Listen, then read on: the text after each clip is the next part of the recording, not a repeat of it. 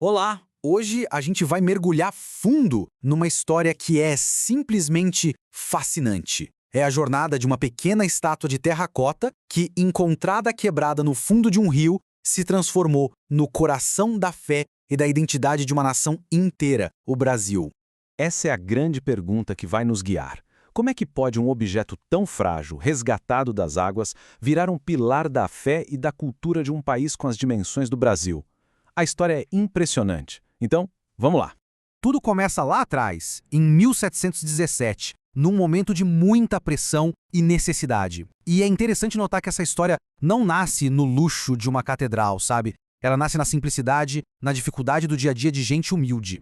Vamos imaginar a cena. Uma autoridade importantíssima, o Conde de Assumar, a caminho de Minas Gerais. E a Câmara local decide oferecer um banquete. Isso coloca os pescadores numa situação complicadíssima, quase desesperadora. Porque o rio, que era a fonte de sustento deles, estava estranhamente vazio. E aí acontece a grande virada. Depois de horas de trabalho perdido, a primeira coisa que a rede traz é o corpo de uma imagem. A teologia católica vê nisso um sinal claro da sacralidade daquele momento. Logo em seguida vem a cabeça, e com a imagem inteira de novo, o rio lhes dá uma quantidade de peixes que era simplesmente inexplicável. Esse é o milagre fundador, o ponto de partida de tudo. E aquilo que começou como um evento extraordinário para 3 homens, rapidamente se espalhou como uma chama, sabe? Uma chama de devoção, que foi sendo alimentada por novos milagres que só confirmavam a presença do sagrado ali. Olha que interessante, a imagem não foi direto para uma igreja. Ela ficou no calor de um lar, no centro de uma família. Foi a fé do povo, atraída pelas graças que iam sendo alcançadas, que praticamente exigiam um espaço maior. O filho de um dos pescadores, Atanásio Pedroso, construiu a primeira capelinha pública, e aí a devoção transbordou do privado para o comunitário. Agora, o que realmente consolida essa fé são esses milagres. O das velas foi um dos primeiros, um sinal mais sutil. Mas o do escravo Zacarias, nossa, tem uma força social imensa. Pensa bem, num Brasil onde a escravidão era uma ferida aberta, as correntes dele se quebrando aos pés da imagem se tornam um símbolo poderosíssimo de libertação. Um grito divino pela dignidade humana que ecoou pelo país. Cada milagre ensinava alguma coisa, mostrando que a santinha protegia os humildes e corrigia os soberbos. A devoção cresceu tanto, mas tanto, que ultrapassou os limites da fé do povo e começou a se entrelaçar com a própria identidade do Brasil. Chegou ao ponto de receber o reconhecimento oficial tanto da Igreja quanto do Estado. O próprio nome já conta uma história, né?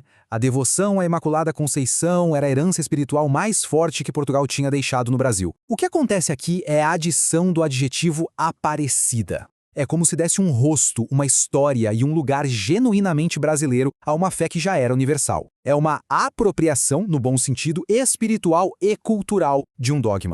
E aqui a gente vê essa dupla influência de forma muito clara. De um lado, o reconhecimento máximo da Igreja, o Papa Pio XI a declara oficialmente padroeira do Brasil em 1930. Do outro lado, o Estado a honra com o título de Generalíssima das Forças Armadas.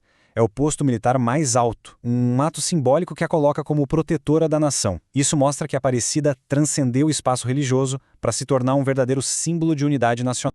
Bom, uma fé com essa magnitude toda precisava de um lar à altura. A história de Aparecida é também a história da construção de um dos maiores templos do mundo, um reflexo físico da devoção de todo um povo. Vamos acompanhar essa evolução. Começa com um pequeno oratório de madeira que vira uma capela, depois uma basílica que hoje a gente chama de Basílica Velha, mas nem ela deu conta.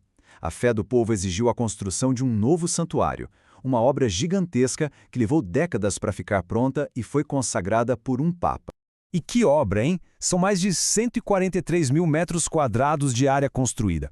Só para a gente ter uma ideia, é a maior catedral do mundo. É maior em espaço interno até que a Basílica de São Pedro, no Vaticano. É uma escala que reflete, de fato, a grandiosidade da fé brasileira.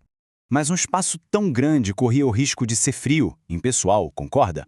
E foi aí que entrou a genialidade do artista sacro Cláudio Pastro. Por 17 anos, ele se dedicou a dar alma para a Basílica, transformando cada parede, cada pilar, numa página da história da salvação com um sotaque bem brasileiro. E o ponto crucial aqui é que nada, absolutamente nada é por acaso. O nicho dourado onde a imagem fica remete à visão do Apocalipse. A cúpula acima é o cosmos, a criação. E o mais bonito de tudo, na minha opinião, o baldaquino, aqueles pilares que sustentam tudo, trazem anjos com os rostos do povo brasileiro e a riqueza dos nossos biomas. A catedral se torna um espelho do Brasil, esse Brasil que foi criado por Deus. Mas essa história não ficou só no passado, de jeito nenhum. Ela pulsa hoje, na fé de milhões de peregrinos que, todo ano, transformam o santuário no coração espiritual da nossa nação. Cerca de 12 milhões. Esse é o número de romeiros que visitam o santuário todos os anos. É uma das maiores peregrinações contínuas do planeta. Um testemunho vivo e impressionante da força dessa devoção.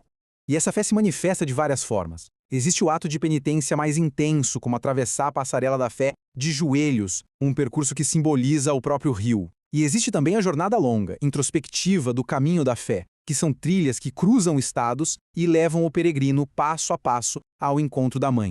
O grande momento do ano acontece em 12 de outubro. Nesse dia, o Brasil inteiro volta os olhos e o coração para Aparecida. É um momento de união nacional que vai além do religioso, celebrando a identidade de um povo que se reconhece em sua padroeira.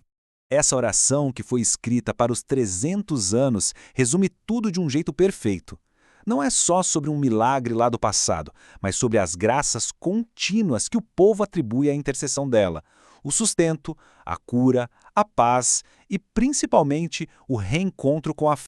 E é assim, a gente volta à nossa pergunta lá do início. E talvez a resposta seja essa. A imagem de Aparecida continua a pescar esperança. Continua a pescar resiliência e um senso de identidade. Num país com tantas divisões, ela permanece um ponto de encontro. Um lembrete de que mesmo a partir daquilo que está quebrado, a fé pode reconstruir e trazer uma abundância de bênçãos. Uma mensagem de fé e de muita esperança para todo o Brasil.